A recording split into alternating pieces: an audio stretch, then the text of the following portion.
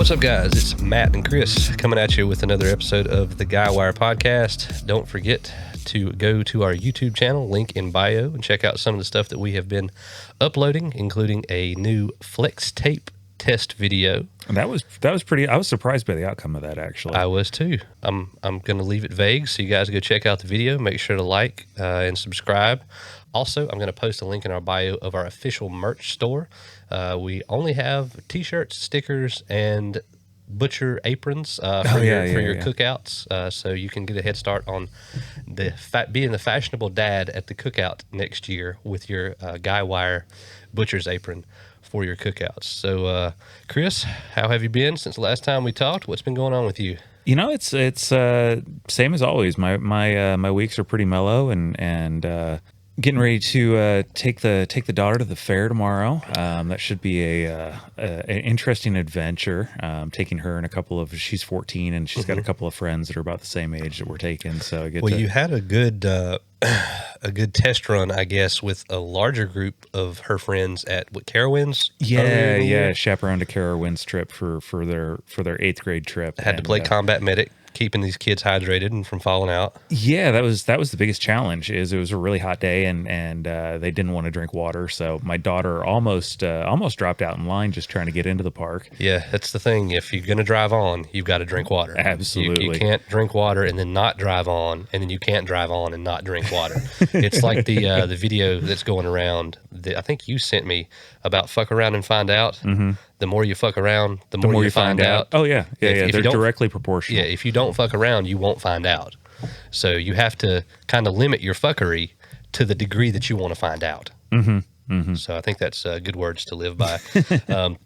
We don't have a huge topic to talk about tonight other than a little bit about what we experienced with Hurricane Ian rolling through last weekend. It came in, last Friday late? And was out of here maybe Sunday early. It came in with more of a whimper for us than I think it did a lot of folks. Yeah, going to talk a little bit about that. Going to open the show with a cheers and talk a little bit about men's mental health, some therapy things, and then a few stories. Also, those type of parents. Those parents. You'll find out what that means coming up.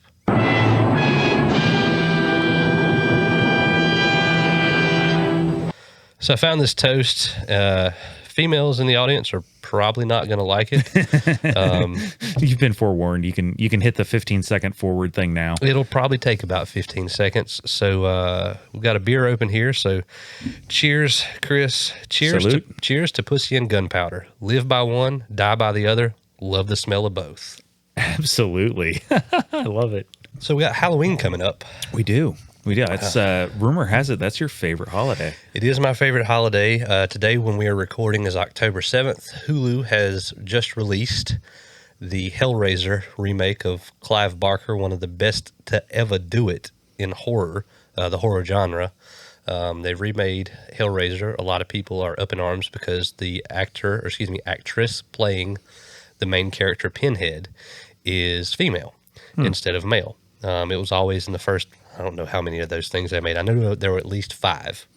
Well, I mean, that's the new thing nowadays is recasting roles that were, traditionally male or traditionally a white male or traditionally in one form of gender role. Well, the weird thing that I'm a pretty staunch horror purist when we get down to it. I have my ideals about stuff. I don't think Jason or Michael Myers should be cast as a female at any point. I don't think it makes sense. Their names are Jason and Michael. Well, right. Stephanie coming at you in a hockey mask, or calling you a fuckboy in a group chat is a totally different type of horror genre than, let's say Jason Voorhees with the knife and the chainsaw. But with Hellraiser, I always thought of him, whatever, kind of gender neutral, a genderless. It's a demon. There's no reason that the character needs to be gendered anyway.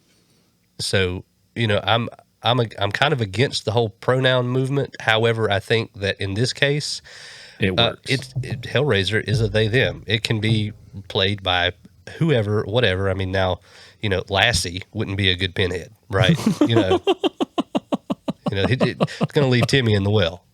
right? Chained to the well. Yeah, chained to the well, With meat hooks. the concrete shoes or whatever, that Tony Soprano used to like to Concrete galoshes. Yeah, concrete galoshes, Sanooks, whatever you want to call them.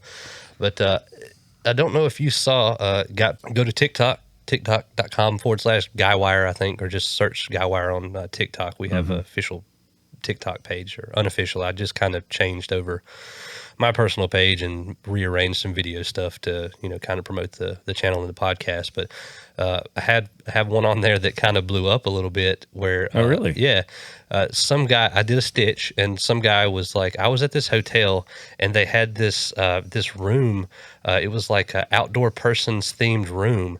And I was like, holy shit. An outdoor. They gave us pronouns. Rednecks now have their own pronouns. We're outdoor themed persons. Outdoor themed persons. Yeah. I was like, this is awesome. Okay. I guess I can replace my current pronouns, which are fucker and asshole, to outdoor themed persons. Outdoor themed person. Okay. Or it was an outdoor persons themed room. So rednecks are outdoor persons. Outdoor persons. Yeah. Hey, it's cool as shit, man. I got my own pronoun now. Before my pronouns were fuck around and find out. Yeah, fuck around / find out. Yeah. I've always stuck to fucker and asshole. There you go. I mean, they kind of go together. Yeah, fucker and asshole. Yeah. Liquor was the old liquor in the front, poker in the rear. Amen, brother. God, we're really offending all the females in the audience. We're just joking. Okay, don't be offended. And please. If you are offended, I don't really care. I have toxic masculinity, so. And you're welcome to write in. The guywirepod@gmail.com. Yeah. Link will also be in the bio to send us an email. So let us know how we offended you. We'd love to hear. Back to Halloween. It is my favorite holiday. However, I've noticed with the current economic climate that candy, it's always been expensive around this time of year, I feel. However, it's gone up there. Oh, really? I haven't paid attention to it. It's up there a bit this year. So here's a Halloween hack for those of you who are in a neighborhood that has trick-or-treaters. Give out toothbrushes and toothpaste? No. So instead of just turning your light off, that a lot of times that was the thing, turn your front porch light off. Well, now trick-or-treating a lot of times takes place before dark because of, certain things. The country has changed. Yeah. It's not what it used to be where everybody on the block. So go ahead, go to the sex offender registry, enter your own name and address, and I promise you will not have to buy candy. Oh, God. And you also are not going to be allowed near a school forever. I mean, there's that. And I don't know if you can remove your name. You probably can't. I mean, if you self-enter it, though. This isn't a case where I want to fuck around and find out. Yeah. Opposite inverse. I don't know, man. It's kind of a tough one. The find out outweighs the amount that I'm willing to fuck around. The juice ain't worth the squeeze, is it? No, it's not. Yeah, you get that on these big jobs. But, yeah, so there's that. So now I want to move into Hurricane Ian. Yeah, it looked like it was pretty brutal for some folks down south. Yeah, a lot of the YouTubers that I watch, Cletus McFarland, JH Diesel, they got hammered pretty hard. Cletus lost his outdoor carport. Oh, wow. Luckily, he had moved almost everything out of it. Shout out to Razor because the whole however many 1,000-pound building was landed on that thing. It was his brother's, who has a channel called Teeth and Turbos. He's a dentist and he works on cars. Teeth and Turbos. Yeah, so his brother's Razor was in there, and those things were built so strong it put a couple scratches on it. Didn't. That's it. Yeah. Wow. The whole weight of that carport was sitting on it. However many 1,000 pounds of wood and aluminum on that roof and everything. Huh. So shout out to Razor for making a hell of a structurally sound vehicle. But Cletus and JH Diesel, they went out trying to rescue people that were stranded. They have the jet boats and the airboats. JH has a couple of military LMTV vehicles that he was taking, through the water out there, and just basically a lot of sleepless nights sun up to sundown going out trying to rescue people, and a lot of people were stranded. Jeez. One thing that I like that JH Diesel did, which is why I'm mentioning his name multiple times, is he did not record any of the rescues out of respect to the people who lost everything And are getting rescued. and yeah. are getting rescued. Right. Makes So sense. he did a lot of driving videos. This is what I did, but none of the rescue stuff. And that's actually, I've got a couple of boats, and I've got a just under 17-foot aluminum bass boat that would most likely do really well in those areas, going down and helping out with that kind of stuff. And, Right. and I've thought about trailering my boat down there and helping out in some of these hurricanes. And I think on the next one, I might actually just do that. Yeah, from what I had seen, the airboat was more of a solid choice because Yeah. of the way that the flooding was. He had to go over some roadways to where you would have to go find the bridge, cut over, and come Yeah. up. But in situations like that, any help that you can offer is many hands make light work. right. Yeah, especially if it's just going out with your boat to the people who don't want to leave, getting cases of water, delivering medical aid. People, a lot of people lost everything, including people who are on insulin, people who are on medication that they need every day. And that's I think that's one I don't think about very much, is the people that there's medications that they have to take, and if they can't get to the pharmacy, they're in a lot of trouble. Yeah, exactly. So our thoughts are with the people impacted the most down in Florida. I've got some family down there, and they made it through. It didn't impact their area too badly. I think it hit pretty bad. Fort Myers area is kind of where it the path of the hurricane went through and did the most damage. By the time it got to us, it was really. I've been through worse. Oh yeah. Hurricane Matthew a couple years back. I even remember Hurricane Hugo. I was only about 4 or 5 years old when it came through, and that was a big one. Was Hugo. I think you were probably still out in San Diego, or Yeah, I was in California at the time, but I I lived on a boat for a period of time in San Diego Bay, and on the West Coast they get El Nino, right. which El Nino can kick up some just absolutely horrendous storms. And I remember as a kid, I was probably 10 or 11, seeing 6 and 8 foot whitecaps in San Jesus. Diego Bay. Wow. Now, are they typhoons on the West Coast, or are they still hurricanes? They get hurricanes. Okay. But the hurricanes usually don't come up that far. They will. It's the El Nino that kicks up all the storms. So Mexico usually gets all the Pacific. Yeah, hurricanes. it'll get down in Baja California. By the time it's gotten up across the border, it's a tropical storm or something to that effect. Gotcha. So you didn't lose power, correct? No, I was actually surprised. The power company was out probably a couple weeks prior. I think they actually got on ahead of things for once. Yeah. And they were clearing. There's a main artery road that goes into my area, and they were clearing all the trees near the power lines. Because typically, anytime any kind of storm like this comes through, I lose power. So I was anticipating, I was ready for it, but I didn't this time. So Right. hey, I'm not complaining. So I did. And we don't live terribly far apart, but far enough.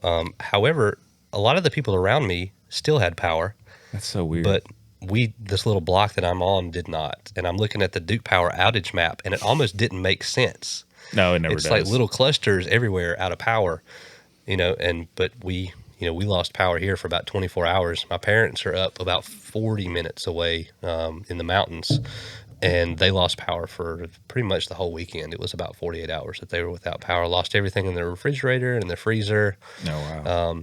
So you're more prepped than I am for stuff like this. You have a generator. I do not. My house is wired for a generator. Yeah, I I was really jealous about that when you first moved in here. Yeah, so we're we both have a piece to the equation that the other doesn't.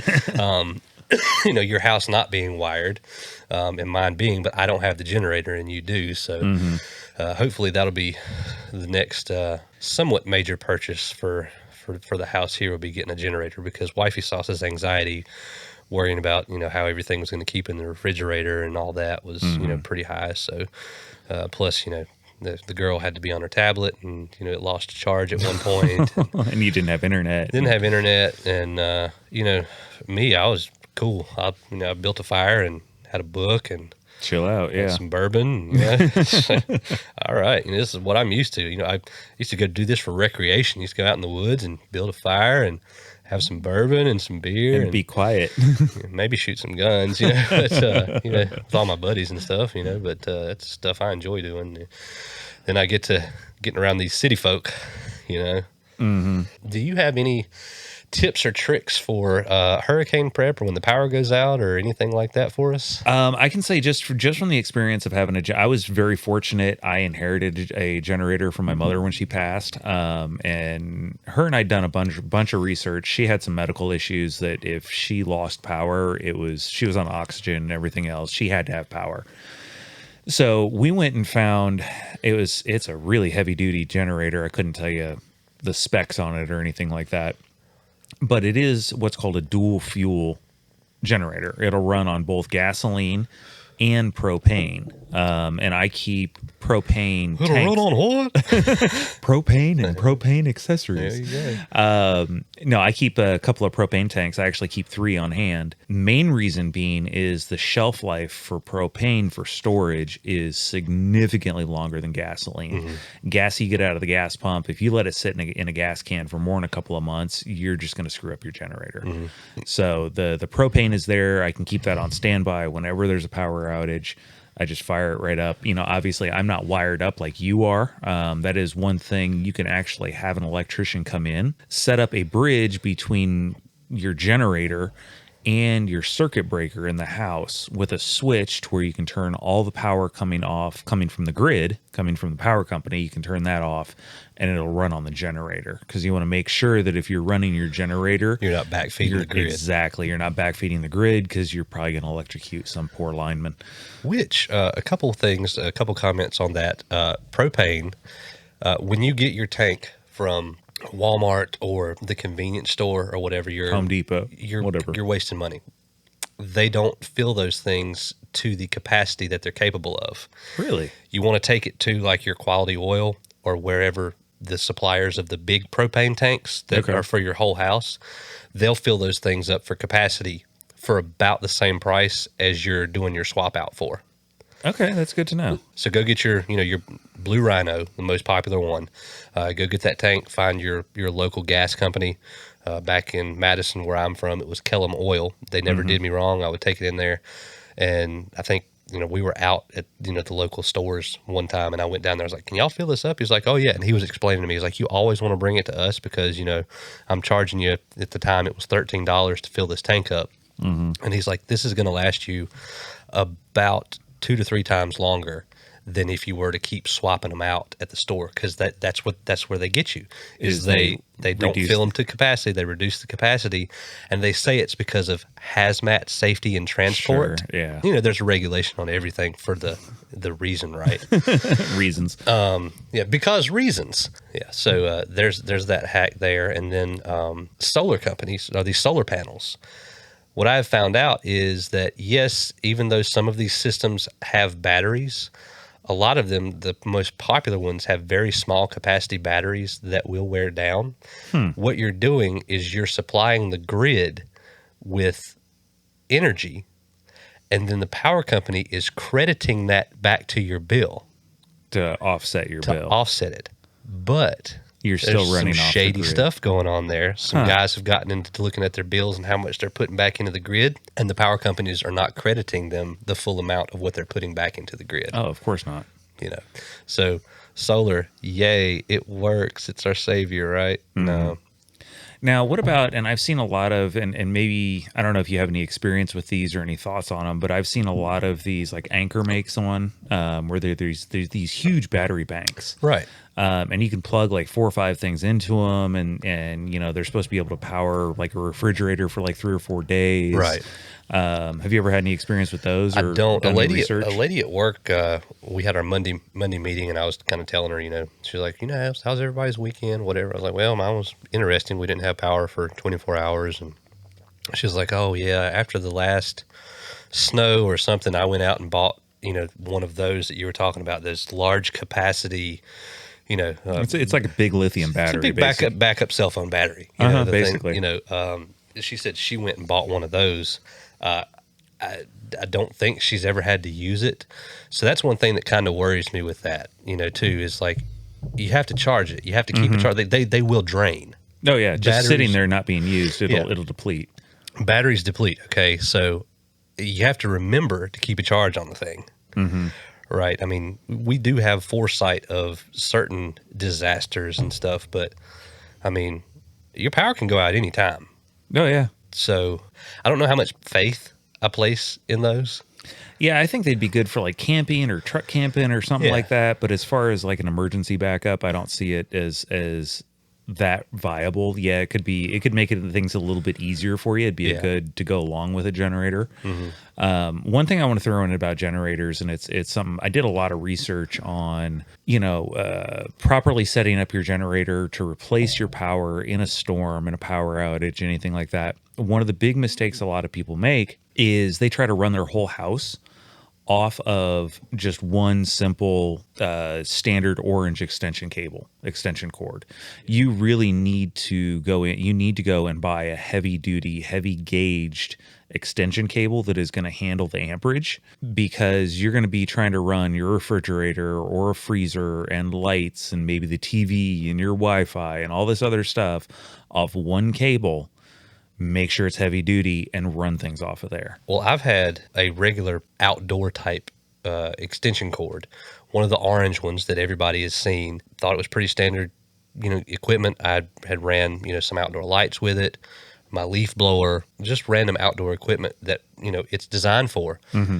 But in my old house, I ran an electric heater using it. Okay. The cord got hot Yep. off just the electric heater. So you have to take into account that it's that power draw and the distance. Yeah, that the length cord of is. the length of the cord, the longer the cord, the heavier gauge you need. Yeah. So you really want to not cheap out on electric things. That's to include your like power strips. And that's one thing with generators. If you're going to be running things like your TV and your DVD player and all this kind of stuff, you want to make sure you're not just on a power strip. You want to be on an actual surge protector, because the power that comes off of your generator is not going to be as consistent as the power out of the wall.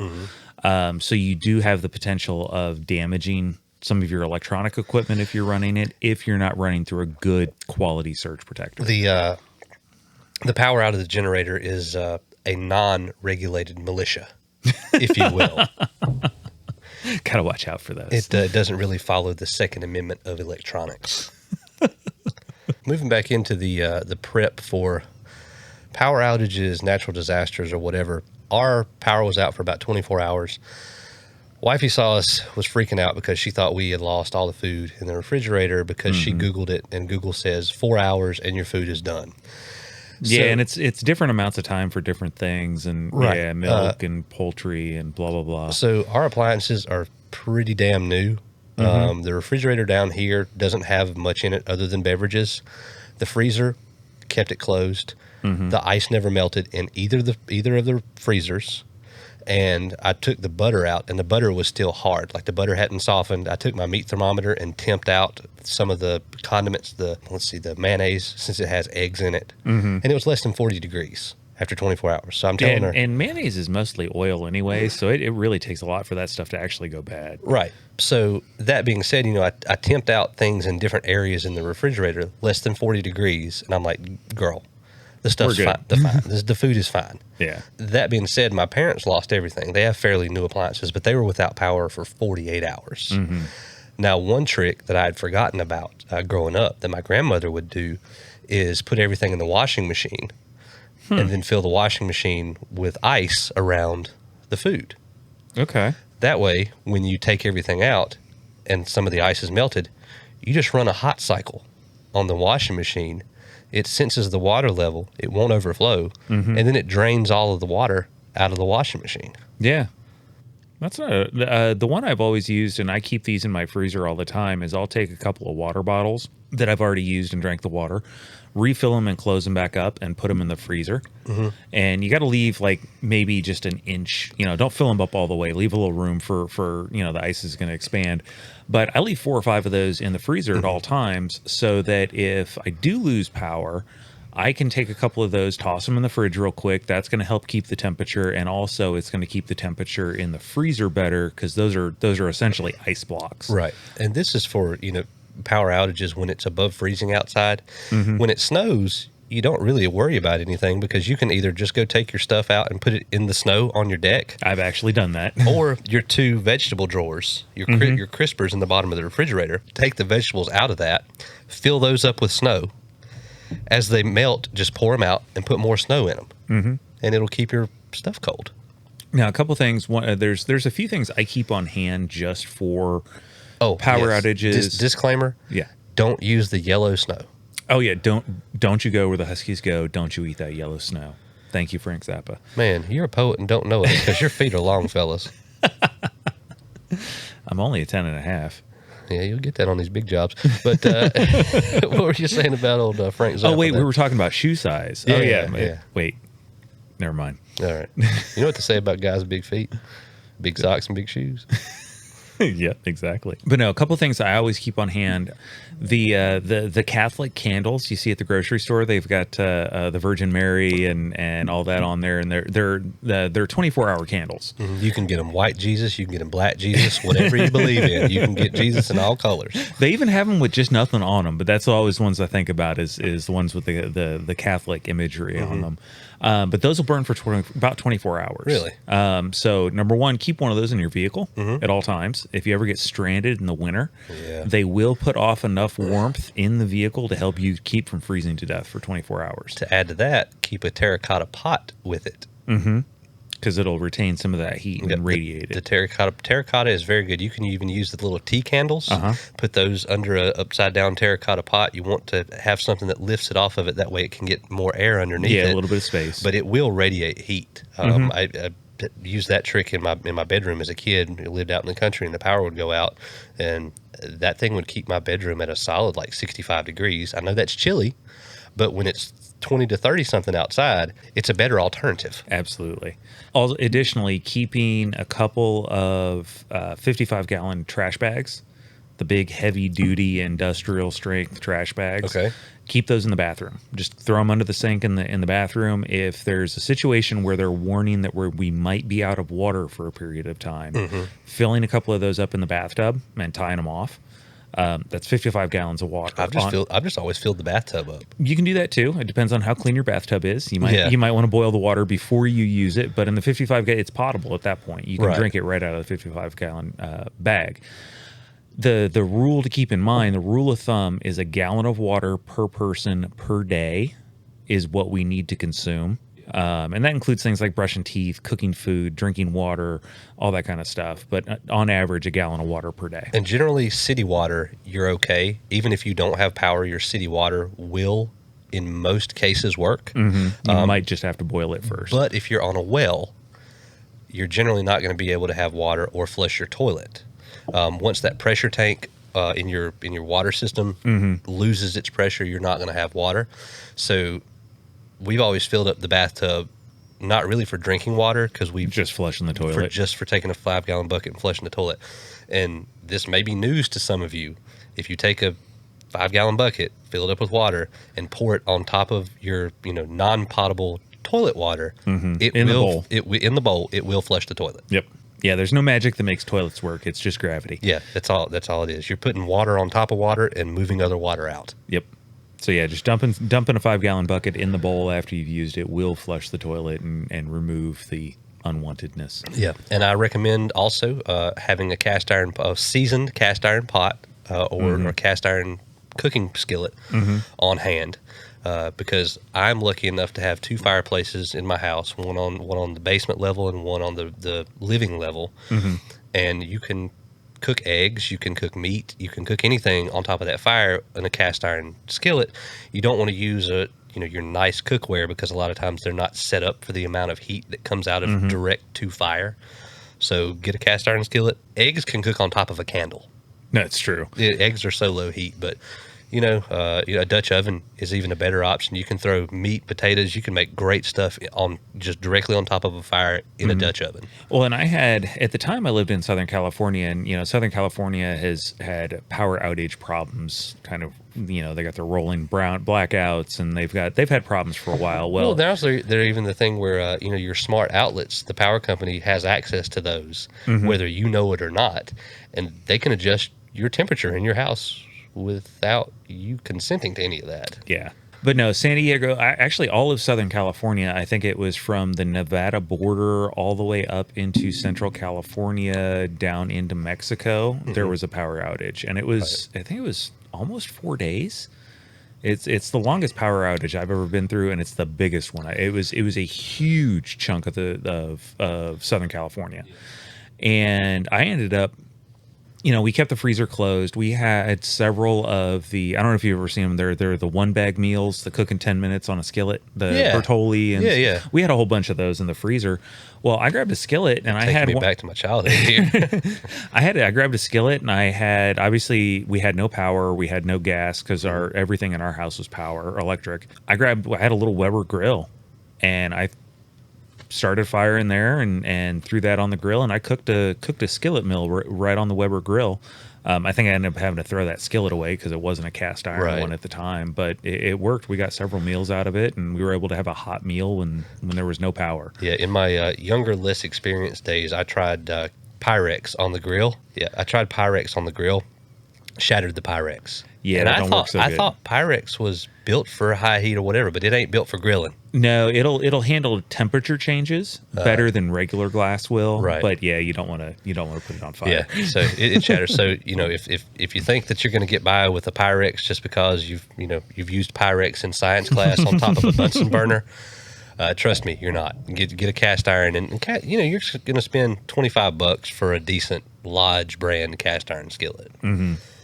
And and a well kept, well seasoned cast iron skillet, it will last you a lifetime. Yeah. And I think that actually might be something we could do coming up as a YouTube video is how to season and care for a cast iron skillet. Yeah, that's a good idea. I can. I only own one. I don't own a Dutch oven, which shame on me, because that's something I really do need. But I can. I'll throw it in the dishwasher.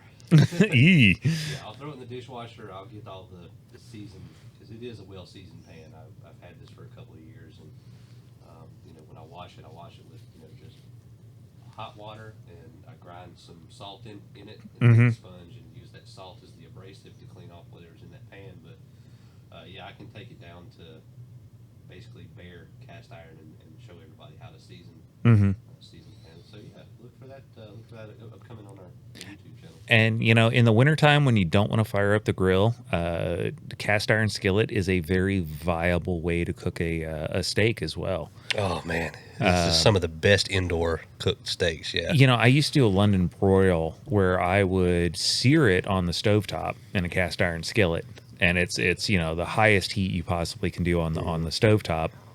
You sear it for about a minute and a half on both sides, and then you take it and you throw it in the oven for I think 350 for about 30 minutes or so, depending on the thickness of the steak, and they come out amazing that way. Yeah, absolutely, just dripping with juice, and yeah, phenomenal. Yeah, that's how I do baked beans too.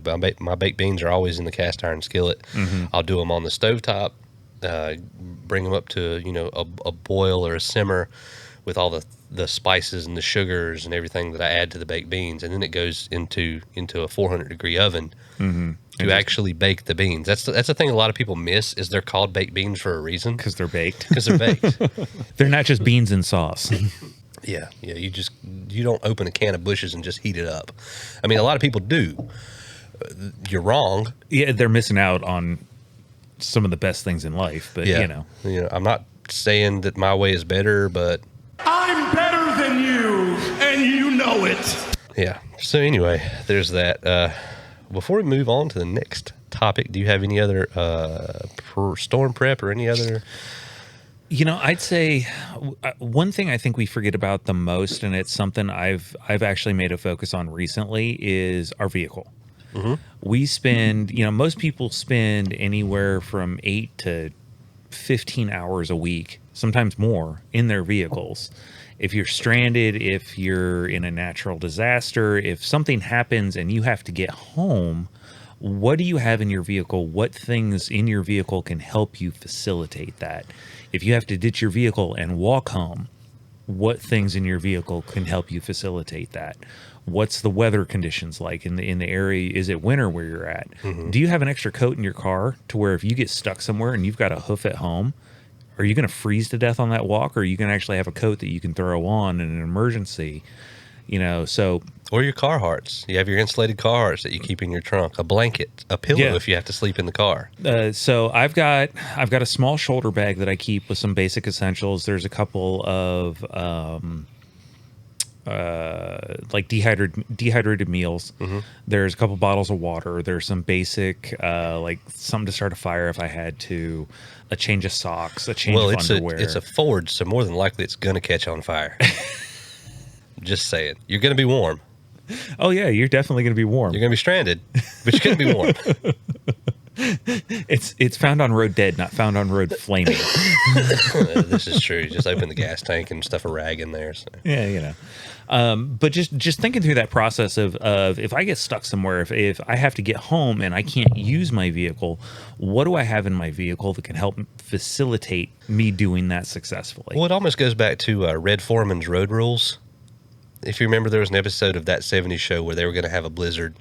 I think Eric and Kelso and all them wanted to go to a mountain cabin, and Red was, like, make sure there's kitty litter in the trunk, make sure that you have this and this and this. So make sure whatever you have in the trunk, when you look at it, have the thought in the back of your mind: is Red Foreman going to look at you and say, "Dumbass"? The other thing, if you drive a truck in the wintertime, if it's icy, load the bed of your pickup truck up. Get a couple of empty 55-gallon, the plastic 55-gallon drums, throw them in there and fill them up with water.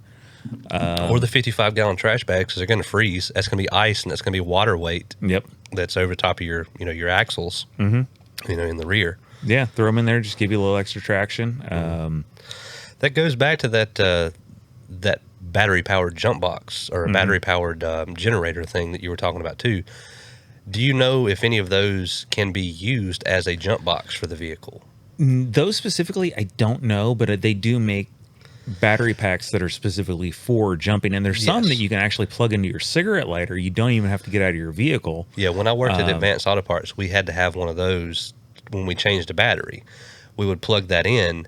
That way the customer's computer wouldn't reset. Oh, yeah, and the stereo and everything. Yeah. Because a lot of inspections, I don't know if this is still true, but at the time, after your computer reset, you had to have 600 miles on the vehicle before you could pass inspection. See, I had a vehicle back in the day. If you changed your battery, there was a code on the stereo you had to punch in. It was like an anti-theft. It's a security system. Yeah, it was. But if you didn't know that code, you're screwed. Yeah. That when I was getting into cars, a lot of people were installing those Viper brand alarm systems, and that was one of the things with those. If Viper is active, step away from the vehicle. Yeah. And it would some of them would take a picture of you. Oh, really? I didn't even know that. And send it to your flip phone. That's awesome. Yeah. Your flip phone. Yeah. But no, the whole moral of the story is just think through the process. Think of where you go, what you do. Do you spend 40 hours a week at your job? If something happened while you're at work and you needed to get home and get to your family, would you be able to do that? What is the route you would take? What are those in an emergency situation? Are those routes going to be congested? And on the flip side of that, a lot of people have a long commute to work.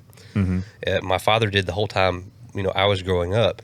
So he would make sure that me and Mom were cool at the house, which we live right beside my grandparents, and my grandparents have been through everything. You know what I mean? Great Depression, everything. Great Depression, World War II, Dust Bowl, Vietnam, Korea. They've been through everything. So they knew that we were okay. My grandpa, he pretty much heated his house using wood, right? We had an oil burning boiler. Power goes out, we could walk to the grandparents' house. They were our neighbors. So Dad would prep for if he gets stuck to where he has to stay at the office. And that's a flip side of it. Not necessarily getting stranded is one thing. Yes, make sure you have that. But if you get stranded at work, can you comfortably stay the night or a couple of nights at work? Do you have all the necessary provisions where you work? One thing I keep in the back of my vehicle is, I've got an F-150, so I've got a little extra room to play with.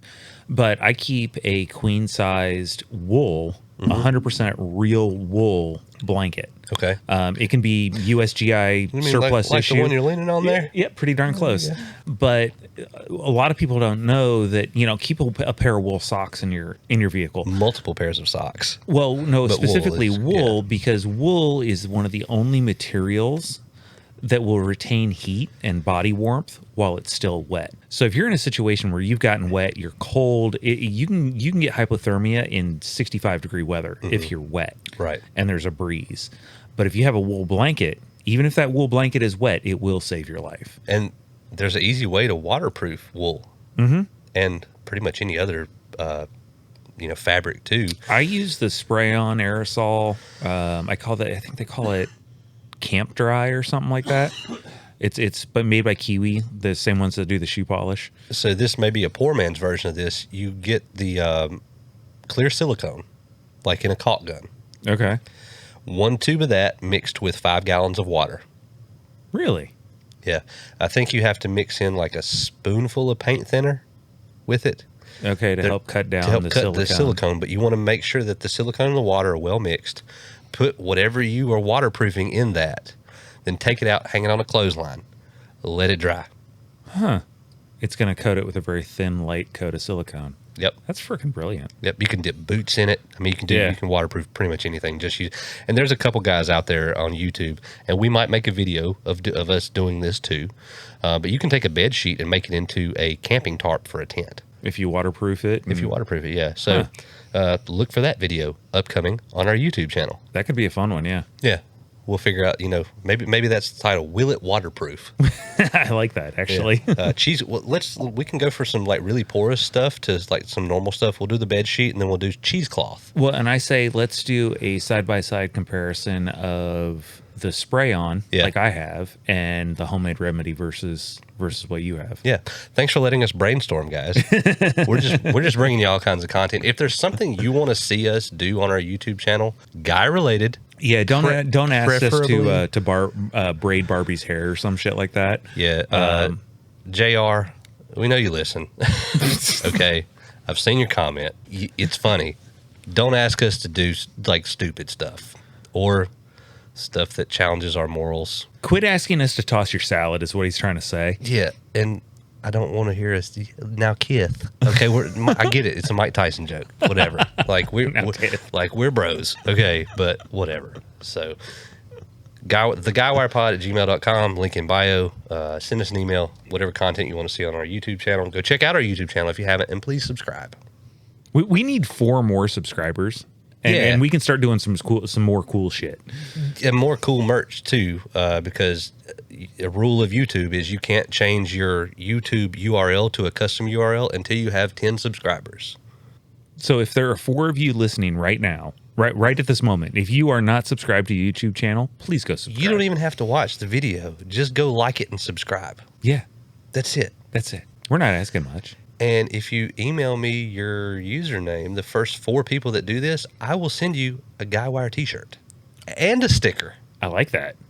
So the next 4 subscribers. But you have to follow it up with an email with your address to where I can send the sticker. I say let's just do the next 4 subscribers because we can message them through YouTube, right? We can, yeah. Yeah, so the next 4 subscribers will message you. Yeah. And if you've subscribed between now and the next 4, Yeah. you'll get some free shit. Yeah. I like that. Simple enough. Yeah. Yeah. But I will have to get your Well, yeah, we'll message you Your and size you can let us know what you need. Yeah. So, If you need women's extra small, yeah. good luck. No, I mean, I can do that. I just have to add it to the store. Gotcha. So, yeah, we can do COVID masks. Like I said, the only 3 things on the store right now are the apron, the butcher's apron, the sticker, and the t-shirt. Well, I do want to say I noticed on the marketplace it looks like our sizing is unisex. So I mean we're trying to be gender neutral and we're trying to be progressive and as outdoor themed persons, we're trying to be inclusive. I think that was my big gripe before is that we didn't have our own pronouns as rednecks. yeah. Now that I have my own pronoun, I'm pronouning all over the place. Outdoor persons. Yeah. Shit. So, Yeah, so that's that'll wrap up our prep part of the episode. So, And if you have any ideas or tips or tricks or things that you do to prepare for storms or natural disasters, collapse of the economy, we'll do a follow-up video reading your comment, and we will mention your username. and yeah, we'd love to hear what you have, what tips and tricks you have as well. Now we're just pandering, okay? Yeah, we really are. That's fine. It's good. Yeah. It's good. We love y'all. We're okay with that though. Yeah, it is what it is. So I did have a question for you, since we got a lot of positive feedback on our Guy Talk episode where we're kind of asking each other questions. Have you ever been arrested? I actually have not. No shit. Yeah, I've come close. I've come really fucking close a few times. Yeah. So I have. I mean, I've talked about it on the Checkmate podcast. I think I've even mentioned it on this one. But so I have an embarrassing story of the first time I was arrested. Oh God. I actually haven't heard this either. I don't think. So I was drunk. What? That's really the only times I've ever been arrested. Is it involved me being drunk. So it was a traffic stop, DUI. Did the roadside sobriety test, and the bad part is I knew the cop. I was a loss prevention manager in the town that I was drinking in, so I knew the guy. And he's already trying to cut you a break. Or No, at least this no? guy was not. His supervisor that showed up was trying to cut me a break. Really? But he wanted to be a fucking hardline hard ass, and I would dox him, but I'm much better than that. I'm a better person than that. I gotcha. Karma's a bitch. He'll eventually, if he hasn't already, get what's coming to him. But I was in the wrong. That's the one thing I'll admit about any crime I've ever committed. That it's all involved alcohol. Is that I was in the wrong. I should not have been on the road in the state that I was in. I didn't blow much over the legal limit, but I still was buzzed, so I shouldn't have been driving. It gets me out of the car, asks me a few questions, do the roadside sobriety test, and doesn't place me under arrest. And I'm thinking I'm good to go home because he's talking to the supervisor who I went to high school with. Okay. I'm thinking, okay, maybe they're going to Maybe I'll get a pass. Maybe they're going to take me home, and I'm going to put my vehicle on the side of the road. He comes back and he says, hey, we were talking, and we want to add a step to this roadside sobriety test. You've already blown whatever. You are over the legal limit. Can you touch your wrists together? I was like, fuck yeah, I can touch my wrists together. So I do it. He's like, all right, so you can do that. I can probably do that when I'm drunk. I bet you can't do it behind your back. I was like, yeah. So I did it. He's like, no, show me. I can't see your hands. So I turn around and touch my wrist together behind my back. And the next thing I know, I'm in handcuffs. Son of a bitch. He said, you're under. And I was more mad about that than even being arrested that he got me with that dumb shit. I was Dude, like, yeah, you got Jedi fucking mind tricked. I got Jedi mind. Oh. You got mind fucked. So moving on to that, I have a gay Jedi mind trick I remember story. you saying that in the beginning of the podcast. So I thought that was where that was tying in. But It you got wasn't- Jedi mind fucked. It wasn't, but you Segued well. Segued that very well. This one may have left me with a little bit of emotional damage. But so I was at a bar in Las Vegas. This is when I came back from overseas. Me and my roommate Eddie and my buddy Joe and his roommate from college just took a trip to Vegas. Well, so I'm in a bathroom in a bar, and it's not a gay bar or anything like that, but it's one of those that has that trough with ice in it. Okay. And so I'm standing there pissing. Guy walks in, really flamboyant, and goes, "Oh, gotta piss. Don't look at my dick," and stands beside me. Like, okay. Wasn't planning to. I was like, no, I'm sitting here. I'm not even looking at my own dick. I'm just staring at the wall. And then I get to thinking as I'm pissing, because this is about a 4-beer piss. Is there something wrong with his dick? Is it real big? Is it real so big that small? I've got to see it? Is it curved? Does it have a weird, does it look like a pool ball in a Is it sock? like a curly Q? So I looked down at his dick, and he's like, "Ha ha! You looked at it." I was like, "You Son of a Jedi bitch. mind fucked me Into looking at your dick. at your dick." And so I'm so mad about this, but I know it's a crazy story, but we went on a date a week later. I'll tell you about it sometime. See, I've got one. Unfortunately, I have a urinal story as well. You were going to say urinal tract infection for a minute. I'm like, bro, I'm not sucking it out again. Again, shit. So no, this was actually at my place of employment, and it was a retail establishment, and I went into the restroom, and we had to use the same restrooms as the customers, the clientele. You know, some places will have an employee only bathroom. We didn't. So I go in there. I'm at the urinal. I'm doing my thing, and older gentleman comes up to the one. There was only 2 urinals, so it wasn't. You know, there is the rule: if there's 3, you never take the middle one. You know, that's just common courtesy. In this situation, there was only 2. So he had the only option of going shoulder to shoulder with me. Was there a stall? There was a stall. He could have chosen that one, but he chose the urinal. That's the direction I'd have gone. I'd have gone that stall. You know, I won't fault him for that. That's a real, as far as guy code goes, that's a kind of a gray area. It really guy is. code. I will personally go for the stall. Yeah. But in this situation, older gentleman, you know. I wouldn't be offended. No. I'd question it in my own mind. A little bit. Wouldn't be offended. A little bit. My guard might be up just a hair. Yeah, the shoulder might cock on that side. Yep, just in case. You know, kind of lean forward a little bit with that shoulder. Yeah. But so we're both taking care of business, and out of nowhere, all I hear is, "Wow, that's a good strong stream.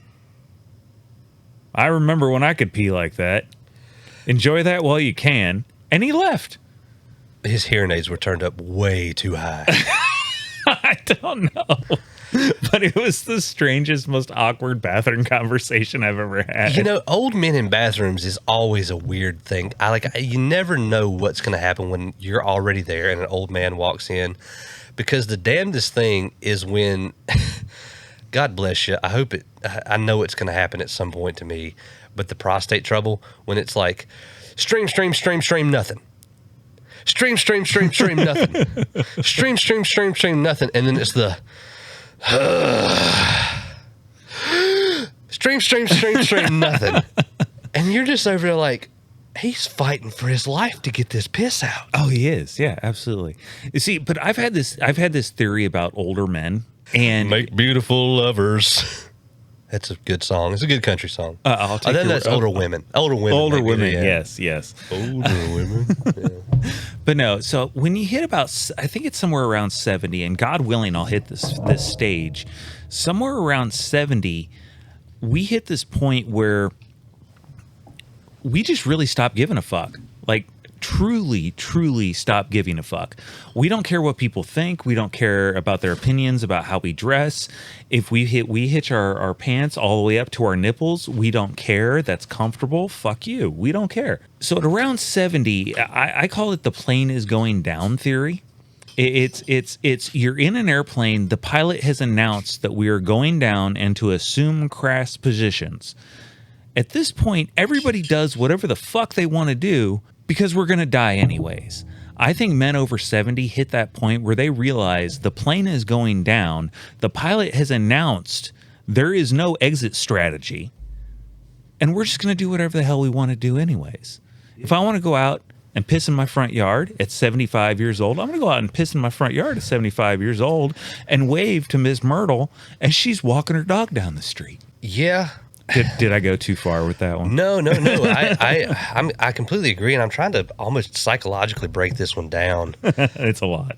Because is it that, or do you get to a certain age where you don't give a shit what your wife is going to say to you about what you say?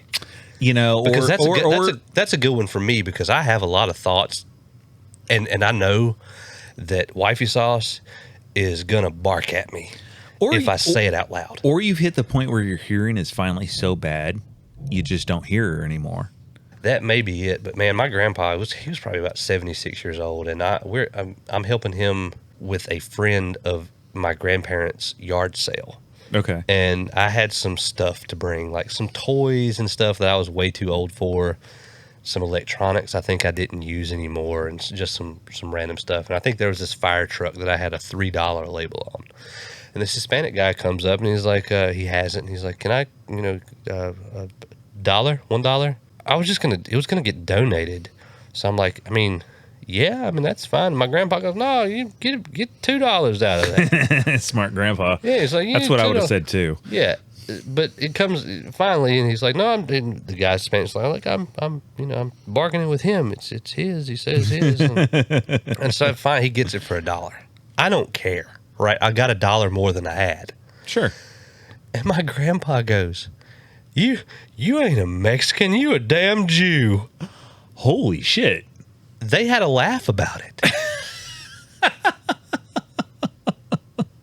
Like, at what point do you get to where the borderline racist stuff just is like, he's just old? Yeah, and I think that's what a lot of it is so many people just write it off as, oh, he's old. He doesn't get it, you know. And so I think a lot of I know I dated a young lady years and years and years and years ago before I met my wife, of course. And her grandfather was from Texas. His name was Cotton. He was probably about 75 years old. Oh, my dad's name's Cotton. And he would just do shit, and people would get on him, and they thought he was going senile. And I'd sat down and had numerous conversations with Cotton. Cotton wasn't senile at all. He was sharp as a goddamn tack. He just didn't give a shit. Yeah. And he had said, you know what? I'm 75 years old. I'm going to do whatever the fuck I want. More power to you. Yeah. I feel like if we all kind of maintained that the world would be a better place. Except for the people that want to go like so great offense to anything you do. Yeah. That's the problem. If people could totally just be themselves. If the Karens and the what's the guy Russell? Craig. I don't know. Craig, I don't know. The guy version of Karen. If the Karens Kevin Bishop and I had that conversation. I can't remember what it is, like Toby or something. Toby, I like that. I mean, Kyle's always a good one, but Karen and Kyle. Yeah, Karen, Kyle. And now Kyle's the guy who drinks a Monster Energy and punches a hole in his drywall. And where's this Fox Racing? Salt Life. Speaking of, if you evacuated for Ian, scrape that Salt Life sticker off your fucking vehicle. Absolutely. My credit goes to the people that I've seen the videos and TikToks of skiing behind their pickup trucks or fishing in their front yard. They made the best out of Ian, and I respect it. Yeah, absolutely. So let's segue again to the Karen thing. Mm-hmm. I have a name that lives kind of rent-free in the back of my mind, as I have never met anyone with this name that is even mildly tolerable. Do you know the name? Do you want? We've worked with a person by this name, but believe it or not, it's not what I'm basing my opinion off of. Really? Okay. Lisa. I have never met a Lisa that was even mildly put upable with. A part of me wants to wholeheartedly agree with you, but a part of me is also a smart man and knows I have a relative with that name. Okay. That I should tread lightly. Okay. Well, okay, that's good. I agree with your theory. So I just have to be careful. I don't have any relatives named Lisa. Then by all means, have at it. So what I was going to say is, relatives aside. Okay, relatives aside. Relatives aside, we have no and for this reason, I have no friends named Lisa. I don't either. I'm trying, excluding the relative I have that's a Lisa. There have been about like a couple in my life, but we've mentioned this before. We, from time to time, become enthralled in the world of TikTok. Oh, yeah, more than we should, of course. And it seems like a good amount of these Karen videos, the person's name is actually Lisa. I'm going to have to start paying more attention to that, because I think you're right. I just don't have enough fact points to back it up yet. Okay. So I think we might have to do a follow-up, but I think you're absolutely right. Okay. Now, going to the person that we worked with that is a Lisa. Mm-hmm. I'm assuming she still is a Lisa. Now, absolutely 100% correct. So I'm going to go a step beyond that. Outside of work, I feel like she was a good person because her and her husband both did favorable stuff. She was just shady as hell as a sales employee, as a coworker. Well, that's like my Serbian buddy, Alexei. I've told him to his face. This is not talking about behind his back. I was like, "You're a piece of shit to work with." I mean, no lie. I invited him into the parking lot to sort some shit out. Right, and I hated working with the guy, But dude is a great friend. And that still doesn't make any sense to me. It doesn't because like on the clock, it's like what do you turn off about your moral compass? His moral compass. I mean, the needle don't point north. That's for sure. It just spins in circles. But yeah, I don't know. That's sometimes I will say Pauly Shore had and this is going back to like mid to early 90s. Yeah. This is back in the Weasel days, back when he was doing movies like Encino Man and Son-in-Law. Thank you. That was the one I was trying to think of. He had this whole theory about if you ever are at a concert or a fair or some sort of public event, and if you see a hot looking group of girls walk by, if you just as they're walking by go, "Hey, Lisa," guaranteed one of them will turn around. That's weird because I think it's evolved into now it's a "Hey Stephanie" or "Hey Jessica" because there's not a lot of younger Lisas. That's true. Anymore. That's true. I think that's a lot of the Karen theory too. Is the Karens are moving into the boomer age? Oh yeah, and they're just bitter and angry. Yeah. So, but I think like after Karen, Lisa is the final boss you have to fight. Like in the retail store, like you've got a Karen. Like every day you're gonna have like a Karen that comes in about something, but then on Friday you're trying to get out of there. It's 5 o'clock. She's got the haircut. Lisa, well, that's the thing. Lisa doesn't have the haircut. Oh, so you don't see him coming. She's stealth. She's the stealth Karen. Lisa is the stealth Karen, and she comes in there, and she's all nice. And you form a relationship. you bond. You break down the walls. You build rapport. And then one thing. Doesn't have to be anything you did. Next thing you know, she's talking to your manager. Next thing you know, yeah. And she doesn't even ask for the manager. Your manager hears the conversation and has to get involved. Oh God, that manager! I've had that guy so much. I've been that manager, so I can't say too much. Well, this is every manager. Like with Lisa, there's not a choice. If you're the manager, you have to get involved. to be there. Oh yeah, if not, the world's going to explode. It's going to cause a tear in space. Waffle and House time. is going to close. You know what brevity that takes to close a Waffle House? That's how they measure natural disasters in the U.S. is by the Waffle House rating. Well, yeah, and even during COVID at the height, they were using Waffle House as the gauge. Yeah. Which blew me away. I mean, people on the West Coast probably have no clue what the fuck we're talking about. It's basically like on the West Coast if taco shops closed. There you go. Yeah. If you're or Denny's. If you're bodega. If your bodega closes, for those in the larger cities, New York, L.A., whatever. If your local bodega closes, that's the severity of shit hitting the fan. Yeah. As to the conversation. Start stocking up on water and canned goods. Yeah. So, next subject. Those types of parents. Ah, yes. I forgot we were getting to this. Since becoming a parent. So, actually, first, before we get into that, if you don't know what those kind of parents are, stop for a second. Really listen to this because you might be one. And if you're in a group of parents who are friends and you don't recognize that they're one of who that those parent type, is, you might be those. Oh, you probably are. Of parents. Yeah. So this is a hard one, and I'm not talking about anybody specifically because I only know a few that are those types of parents. Nobody who's really close to me that I'm going to really piss off. It's more so of things that I see on social media. Mm-hmm.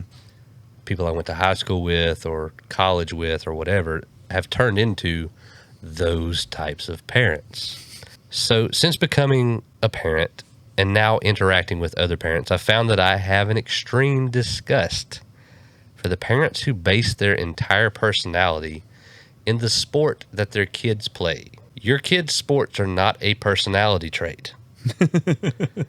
I'm always tired because I'm a softball mom, says Stephanie in accounting. My kid plays baseball, so even though I've never played a sport in my life, I'm coaching his team. Okay, Dave. Every conversation and every social outing, and if you cancel on me on something I've invited to you, should not involve your kid's sport. True. If you're investing that much time and energy into your kid's sport, you're missing the point. It's not a full-time job. It's not a career for your kids to play t-ball. And it's unhealthy. You're basically living out what you wanted to do with your life through your kids. And chances are, if you're one of those type of parents, you're fucking your kid up a little bit. A little bit. You see, like, my kids never showed any interest, and I've got a 17 and a 14-year-old. They never showed any kind of interest in sports. You know, I went out and threw the ball in the yard with my son, you know, taught him how to swing a bat. Like, I did all this kind of stuff. He just never showed any interest in it. Right. So That's fine. Not all kids are athletic or coordinated. Exactly. It doesn't matter. I'm not going to jam it down his throat because it's something that I love playing ball. I play softball a couple nights a week. For a while, I was playing 3 nights a week. I love playing ball. It's one of my favorite things to do in the spring and the summer. But I'm not going to make my son do that because it's my favorite thing to do. And I'm not going to turn my identity into his sport. Right. This all spurred to me. I came across a TikTok page, Softball Mom, with numbers behind it, of course. But you know when a TikTok handle has numbers behind it, it means she's not the only fucking one. Oh, yeah. Oh, that means there's a ton of them. Every single video. She had about 50 videos. I didn't watch all of them, but I scrolled all of them. Oh, God. Was about softball moms be like. Oh, Jesus. And then there was the TikTok. Oh, no. Oh, no. Oh, no, no, no, no. I can't get the grass stains out of my softball daughter's white pants. Shut the fuck up, Lisa. Well, and Lisa, if you can't get the grass stains out, you're just doing it wrong. I clean grass stains out of my softball pants every week. Yeah. Like I guess it can kind of range outside of sports too. If Well, it's really anything they do in school, you know, whether it's just because you don't have anything that you've ever been good at, don't make what your kids good at the thing that you're good at. Well, I think cheerleader moms and dance moms are probably the biggest culprits in this. Pageant moms. Pageant moms. Oh God, that should not be a thing. Child pageants. Yeah. Like, what was the Here comes Honey Boo Boo. Honey Boo Boo? Oh God. That was the worst. Like, I lost so much faith in our society over that chubby little fucking troglodyte. Well, they tested a theory on the Kardashians and that worked. So then they were like, let's put it in a trailer park. I mean, the fucking Kardashians, these people buy each other's new faces for Christmas, for crying out loud. Yeah, that's true. I'm pretty sure that they're so rich that they're just given to them, so they mention the plastic surgeon's name at this point. But, I mean, And honestly, I would put the Kardashians in a list of things that just piss me off. they win the Stop Making Stupid People Famous award for me. Just like, oh, thank you. Just like Cash Me Outside. How about that? And now there's the new one on TikTok. The God, I forgot about her. Oh, what is it? Oh yeah. Period I, period period I, period period I, period The fuck is that? You don't fucking want to know. You really don't. It's this girl who she speaks completely fine, but now she's claiming to have a speech impediment, but she really doesn't, because if you go back in her videos, she talks like a normal person. But now she talks like she got a speech impediment, and she does this whole thing where she has this hit song now where it's period I, period period I, period She's got signed to like Universal Records or Sony Records. It almost sounded like Cartman for a second there, right. But you know. Just like Bad Baby. I have no idea. The Cash Me Outside girl. Oh, God. Bad Baby. Is that what her name was? I thought I was just knew her as the Cash Me Outside girl. Yeah. Because of Dr. Phil, she's a millionaire. Shut the front door. Yeah, bought her mom like $1 million some dollar house and God. Yeah. So we're living idiocracy. We're making stupid people famous. And this girl with this period girl already has a record contract. Meanwhile, girls like Maggie Antone, completely ground up movement from TikTok. She's just an awesome singer. She's basically the female Tyler Childers. Really? Yeah. Okay. Speaking of, she'll be in Madison, North Carolina, October 22nd for their fall festival. What's her name? Maggie Antone. Okay, I'm gonna have to check that out. Yeah. We may have to go hit that up. That's why I texted you and said October 22nd. You don't have any plans.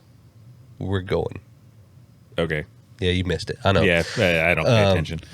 But yeah, stop making stupid people famous, I guess is where we're going with that. Yeah, I'd say that's our greatest skill as a country right now is making stupid people famous. Or electing them. Or yeah, that too. You know. Well, Good or old bumbling refusing Joe. to believe that there was no election interference, but that's neither here nor there. So I mean, since we're gonna crack that door a little bit, I do this one is I know we don't get into the political stuff. We say we don't, but on our But we last usually one, do. On our last one, I said like my episode description was like I said we were going to try not to get political, but we did get on the soapbox. Yeah, and this one I've got to jump on a little bit. Kamala Harris. I would not jump on her. There have been so many black rappers inside of her. Even Montel Williams have been inside of that one. Jesus. You can Google Kamala Harris, Montel Williams. You've seen it. It's all on Google. I ain't Googling shit. But anyways. It's not anything implicit. She's just her accompanying him to red carpets. Of course. But she got on and she announced that with Hurricane Ian, she decided all on her own, apparently, because the White House has now come back and redacted her statement and stated that it was not correct and it is not going to happen. But she got on national news and said that if you are a white male, you are going to get aid from the hurricane last. If you're a person of color or if you're a woman, you will receive economic aid first. So I'm not disagreeing. I'm not disagreeing, but that is a little bit of. I want to know how this isn't racist.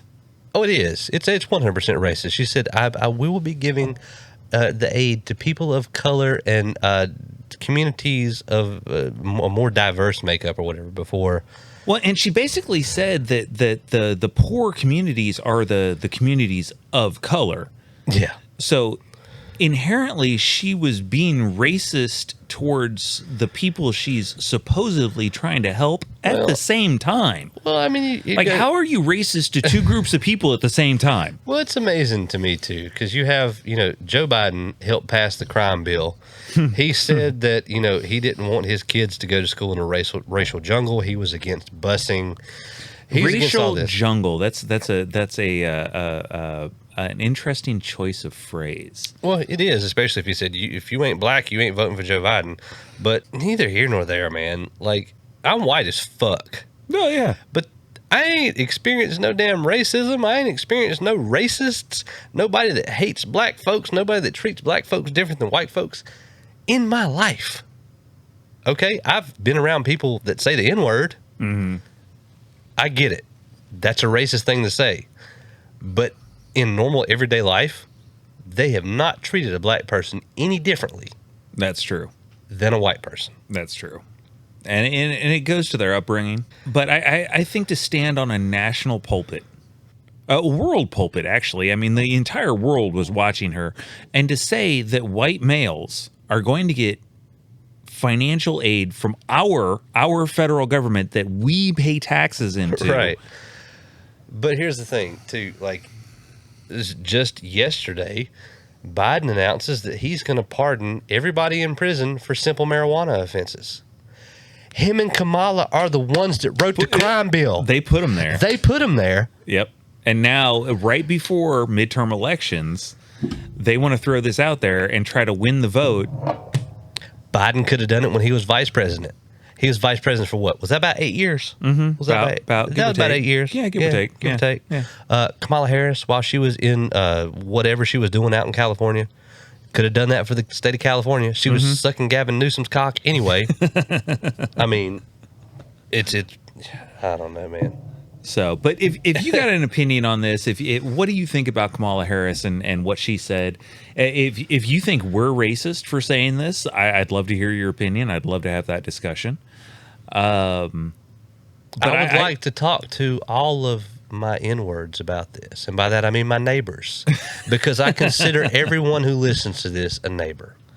And I appreciate you, no matter what color you are. And honestly, if you're in Florida, if you've been devastated by a hurricane, I don't care if you're white, black, brown, Taliban, green, Taliban, whatever. Okay, maybe not the Taliban, but if you're a non-terrorist member of the Taliban, if you're like one of those guys who was holding the signs just so his family didn't get their heads cut off, sure, I help you out. Okay, but all of you should get aid. You were all affected the same way. Yeah, I'm just gonna leave it at that. Yeah, there you go. This racial equity thing is so stupid, and I have to deal with it in my my 8 to 5. We had the biggest waste of time come out this year about diversity training and how insensitive that we can be on the things that we say. Nothing in the training was something that I have not said to a coworker, fully knowing my demographic and who I was saying it to, and that they could A, take a joke, and B, know that I would help them in any way that I fucking could, no matter what they thought of me. Oh, it's like sexual harassment training. I've gotten so much better at it since I've taken those training classes. Well, it's like the drug test too, man. Like, I just need to know like what the trip's going to be before I come in, because I got a kid to take care of and shit. So I mean, like, damn. But yeah, we got on a soapbox a little bit. It is what it is. Send us an email. Agree, disagree. You want to come on, you want to debate us, you have a difference of opinion, we would love to hear it. But to finish out our episode, a phrase that I don't quite understand. When the going gets tough, the tough get going. To me, that means that the tough leave. Yeah, okay. I had never thought about it from that perspective. The phrase should be that, or when the going gets tough, the tough keep going. I'd fully support that, actually. And I've always heard that phrase, but I had never thought about it from that perspective. So if anyone can tell me where my misunderstanding is, I would appreciate that. guywirepod@gmail.com, link in bio. Next, we're going to end with how we usually end. People care. Men's mental health matters. Mm-hmm. You may not think people care, but there's always one person that cares. Well, if you're listening to this, there's two. Matt and Chris from the Guywire Podcast. Don't give up. Don't end it. You matter. Email us. Send us your phone number. We will respond. It might not be immediately, but we will call you. Don't do anything rash. We need to end the 132 a day for good. I get it. You don't want to go to therapy, guys. It's a good thing. I don't like therapy because it makes me relive the times I've been who I didn't want to be. I already remember him. He was not a good person. He didn't do good things. I need my therapist to help me not be him without meeting him again. I hope that makes some sense for anybody out there. But you have a platform, men. You have somebody who will listen. We've talked somebody off of a ledge before. We're 7-8 episodes in. Mm-hmm. We've affected one life, and I consider this a success. Oh, absolutely. And by all means, we're not therapists. We're not counselors. We're just an open ear. And if you've got something that's on your chest, if you feel that pressure on your chest or that weight on your shoulders, because anxiety and stress manifest different for everybody. If you feel that on a daily basis, or if it just rises up and you don't know how to control, just call somebody, talk to somebody, give us a call. One of the most powerful things for me as someone that has struggled with my own mental health in the past and still currently does is just ask somebody for a hug. Mm-hmm. It sounds so basic and it sounds silly and it sounds feminine. Mm-hmm. But just ask somebody for a hug. It'll surprise you the difference it'll make just knowing that person is there for you and is willing to give their time and energy and to be there for you. And whatever's on your mind, write it down until you can read it to somebody. Mm-hmm. Table it. I can say from my own personal experience, one of my biggest struggles with my own mental health is something will bother me or something will eat at me, and I'll just keep it bottled up. And it spirals and it spirals and it spirals. And next thing I know, it is something it's this monster that's gotten out of control. Where if I had just verbalized it, if I had sat down with a neutral party or a friend, somebody, and just verbalized some of the shit that was in my head, it would quiet it down. Absolutely. And that's the biggest challenge sometimes, is just quieting the demons in your head. Yep. And one thing with our merch store that we are launching, Chris and I haven't really discussed it yet. Our profit margins are very small on those. So I think on our stickers, we're going to make $3.11 on those. And I think we're going to make about $4 and some change on the t-shirts. Okay. So for every piece of merchandise sold, $1 of that profit that we have is going to go to some type of men's mental health group or charity. And we may rotate that periodically. We may pick one and stick with it. We haven't quite worked that out yet. But I'm I'm a veteran. Not all people with mental health are veterans, so we might do 3-month campaigns where every quarter we decide to go to a different charity where we donate all of this dollar of whatever we make. Hell, we're not even making that much money. We might as well say we're just going to do 50% of our profits. Yeah. $3.11, a dollar. I'm okay with that. $1.60 is going to go to. So yeah, we'll do 50% of our profits on all of our merchandise sales is going to go to a men's mental health group,